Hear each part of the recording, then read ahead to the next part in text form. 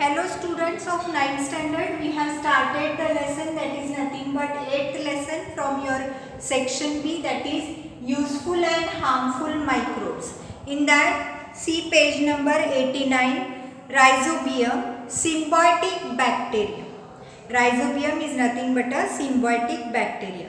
So here you have to do one activity. What is that? See there. Let us try this. Take a plantlet of a fenugreek.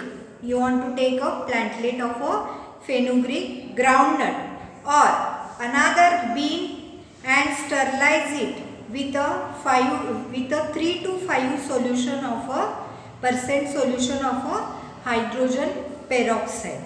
Afterwards, keep it in an 70% solution of an ethyl alcohol. You want to keep it in an 70% solution of an ethyl alcohol for 4 to 5 minutes. Now clean the roots with the sterile water and take thin section of the root nodule. What you have to do?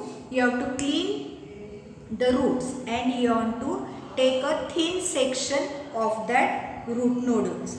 Select good section and place it in a solution of a safranin for 2 to 3 minutes. What you want to do? You want to take the section from the root. Whatever the sections you have taken, you have to select a good sections from that and you want to put it in an safranin for 2 to 3 minutes.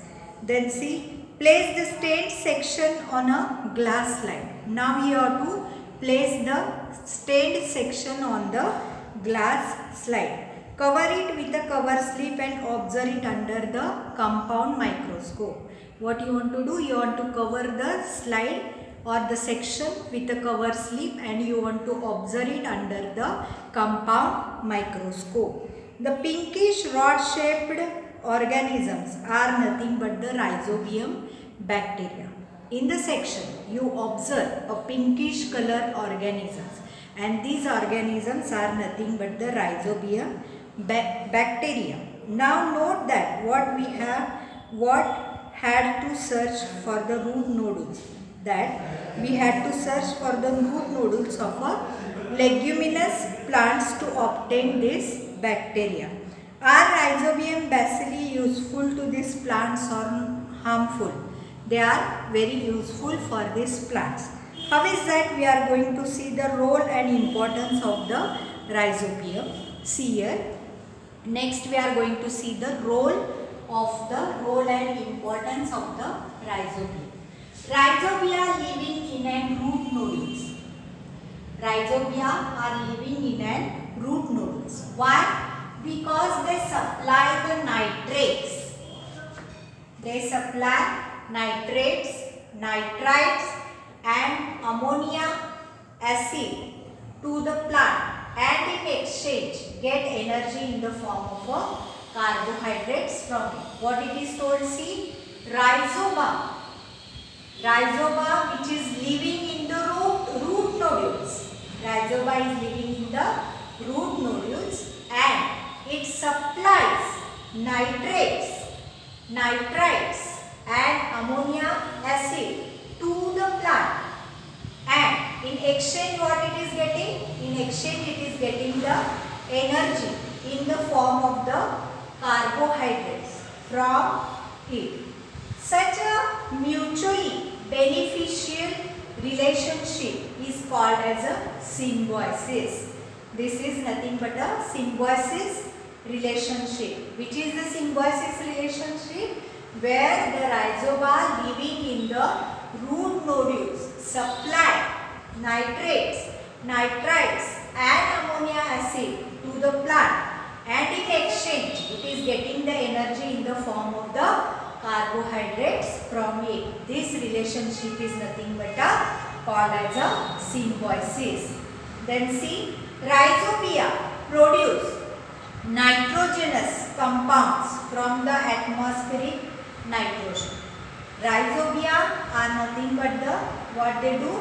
They produce nitrogenous compounds from the atmospheric nitrogen. Rhizobia produces nitrogenous compounds atmospheric nitrogen. However, for this process of nitrogen fixation, they need leguminous plant. For the fixation of nitrogen, they need the leguminous plants. Which are the leguminous plants here? The leguminous plants are nothing but beans, sweet pea, soya bean as a host.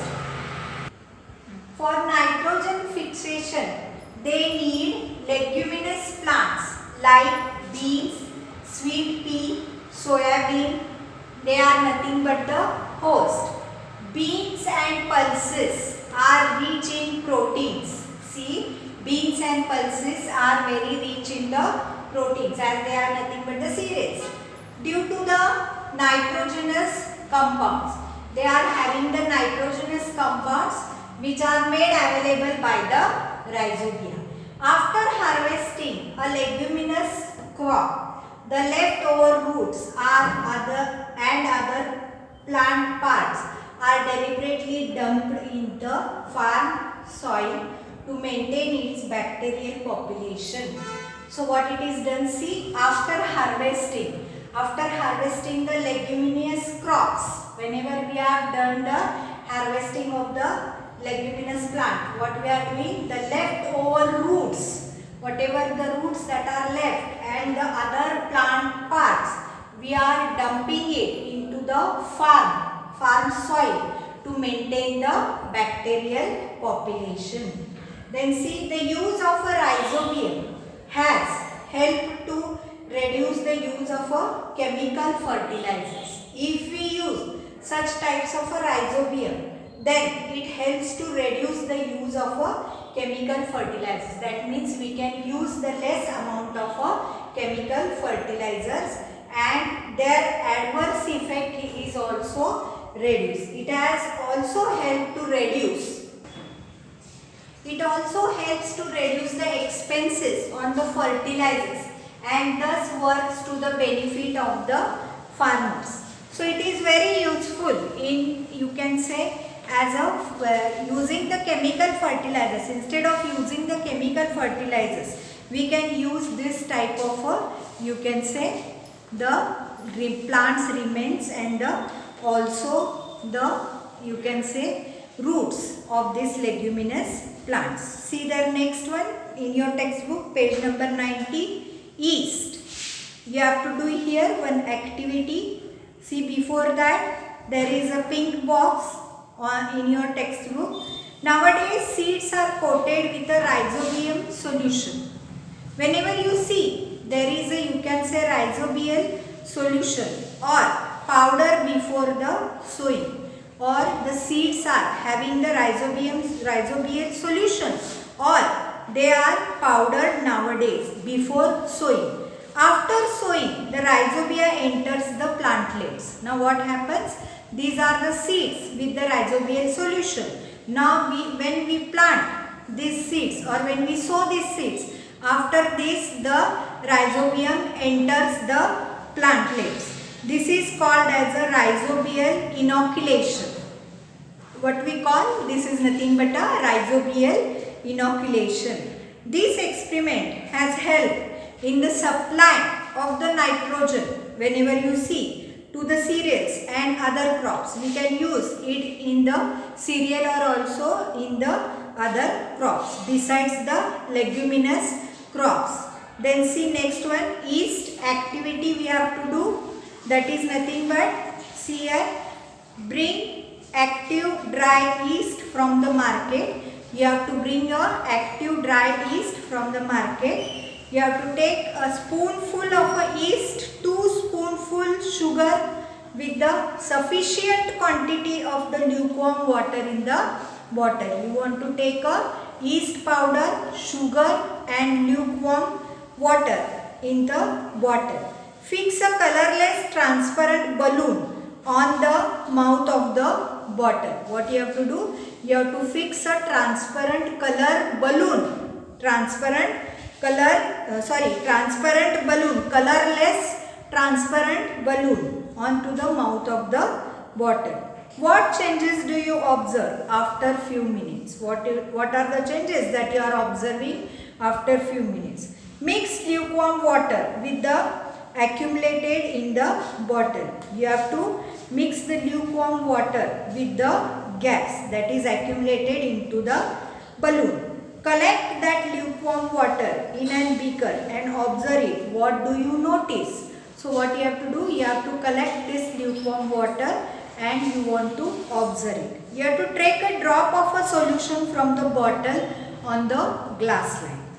You have to take a drop of a, you can say, solution of this on a glass slide. Put a cover slip over it and observe it under the compound microscope. You want to put a cover slip over it and you want to observe it under the compound microscope. Store the solution in a bottle carefully. Now what you have to do? You have to store this, you can say, solution in the bottle carefully. Do you see the colorless ovule cells of a yeast on the slide? What do you see on the slide? You see the yeast cells on the slide. Some of these cells may have small round bodies attached to them. Some of these yeast cells, they are having a rounded body attached to them. These are the daughter cells of the yeast in the process of the formation. See, in this method of asexual, this is a method of asexual reproduction and that is called as a budding. So see, yeast is a heterotrophic fungal microbe. Yeast is nothing but a heterotrophic fungal microbe that grows on the carbon compounds and it grows on the carbon compounds. Yeast is a unicellular fungus. When you see yeast is nothing but a fungus and it is a unicellular fungus. That means having only single cell in the body, and 1500 different species are existed in such types of yeast. The yeast cell is nothing but eukaryotic type of a cell. Eukaryotic type of a cell means having a definite nucleus in the cell. Then see, in the above experiment, yeast grows and multiplies very quickly. Whenever we see in the above experiment, the yeast grows very fast, or you can say very quickly, due to the carbon compounds are present in the sugar solution. Then see, in the process of obtaining nutrition, yeast cells convert the carbohydrates in that solution into alcohol and carbon dioxide. What do the yeast cells do? They convert the carbohydrates from that solution into the alcohol and carbon dioxide. This process is called as a fermentation.